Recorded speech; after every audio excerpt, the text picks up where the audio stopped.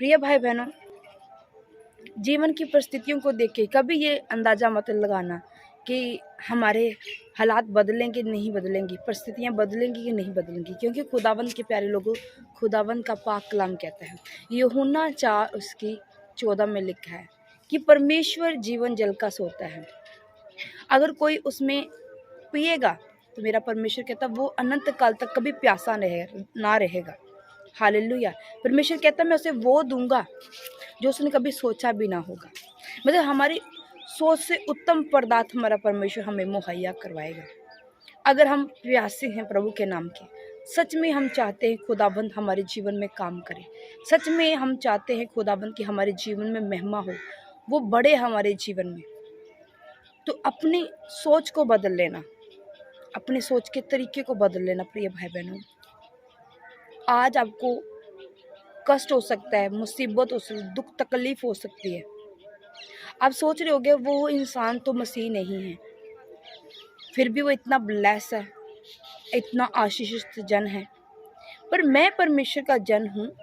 परमेश्वर ने तो कहा है कि तुम राजों की संतान हो, तुम बड़े काम करने के लिए चुने गए हो, फिर मेरे साथ ऐसा क्यों हो रहा है?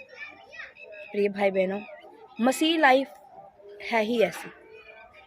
इसमें परमेश्वर आपकी पवित्रता ही देखता है, देखता कि आप कितने समय तक बने रहते हो। वो आपको चेक करता है आपके दुखों में, आपके हालातों में, कि आपका क्या प्रभु के प्रति सवाल जवाब होंगे। जब प्रिय भाई बहन हमारे जीवन में ऐसा समय चल रहा हो, कुछ समझ ना आ रहा हो। कल एक बहन के साथ काउंसलिंग हो रही थी, तो वो बता रही थी कि ऐसा क्यों होता है कि हम प्रभु की प्रेजेंस के लिए तरसते हैं, हमें अपने घर वालों की सलाह लेके चलना पड़ता है कि हम चर्च में जाना चाहते हैं, हमें उनकी सलाह लेनी पड़ रही है, क्या हम अपनी मर्जी से चर्च में नहीं जा सकते? प्रिय भाई बहनों, अगर आप चाहते हो कि हमारा घराना उद्धार पाए, आप चाहते हो हमारा घराना हमारी तरफ बदले, तो फिर हमें कुछ फैसले होते हैं जो उतावली होकर नहीं लेने पड़ते, उसे बड़े सहजे के साथ उन फैसलों के लिए जाता है। परमेश्वर चाहता है कि आप उसके भवनों में आए, परमेश्वर चाहता है कि आप स्टेप उठाए, पर कभी कभार ऐसा होता है कि परमेश्वर आपको टाइम देता है, कुछ समय आपको अपने आप को रोक के रखना पड़ता है।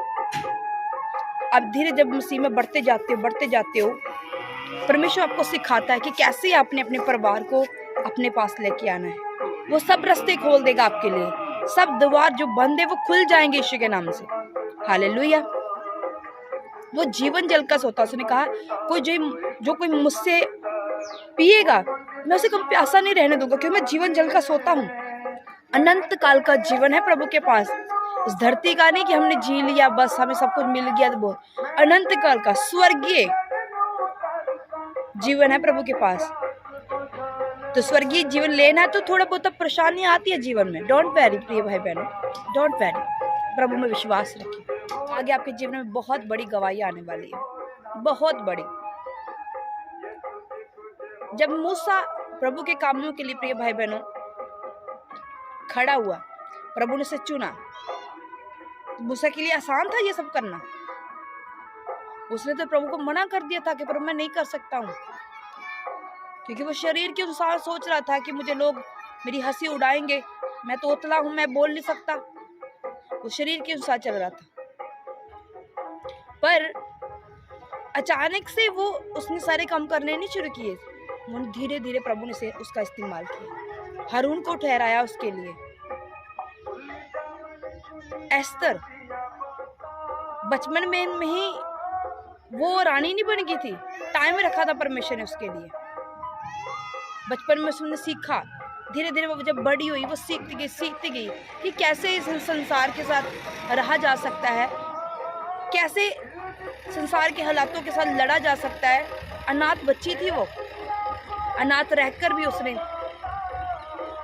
प्रभु के नाम को ऊंचा किया, तो देखो फिर वो रानी बन गई।